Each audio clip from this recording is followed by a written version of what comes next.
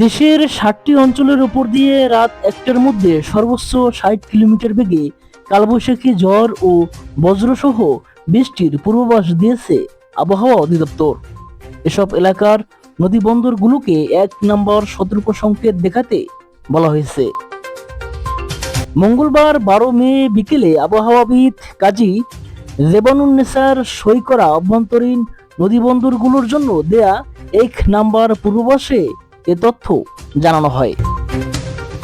এতে বলা হয়েছে, আজ দিবাগত রাত 1টার মধ্যে রংপুর, রাজশাহী, পাবনা, টাঙ্গাইল, ময়মনসিংহ, ঢাকা এবং কুমিল্লা অঞ্চলের উপর দিয়ে পশ্চিম অথবা উত্তর পশ্চিম দিক থেকে ঘন্টায় 45 থেকে 60 কিলোমিটার বেগে অস্থায়ীভাবে দমকা অথবা ঝড়ো হাওয়া সহ বৃষ্টি বা বজ্রসহ বৃষ্টি হতে পারে।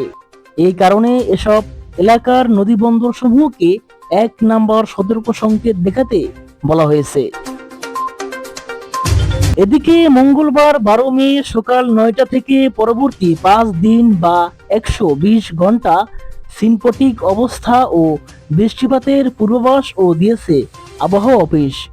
লঘুচাপের বিষয়ে বলা হয়েছে, উত্তর শ্রীলঙ্কা উপকূলের অদূরে দক্ষিণ পশ্চিম বঙ্গোপসাগর এলাকায় অবস্থানরত লঘুচাপটি বর্তমানে দক্ষিণ পশ্চিম বঙ্গোপসাগর ও তৎসংলগ্ন এলাকায় অবস্থান করছে। অন্যদিকে পশ্চিমা লঘুচাপের বর্ধিতাংশ পশ্চিমবঙ্গ ও তৎসংলগ্ন এলাকায় অবস্থান করছে।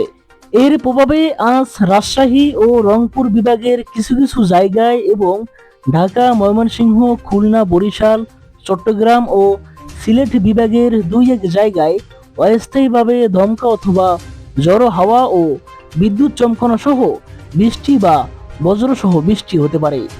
এ সময় সারা দেশে দিনের তাপমাত্রা সামান্য বাড়তে পারে, তবে রাতের তাপমাত্রা প্রায় অপরিবর্তিত থাকার সম্ভাবনা রয়েছে।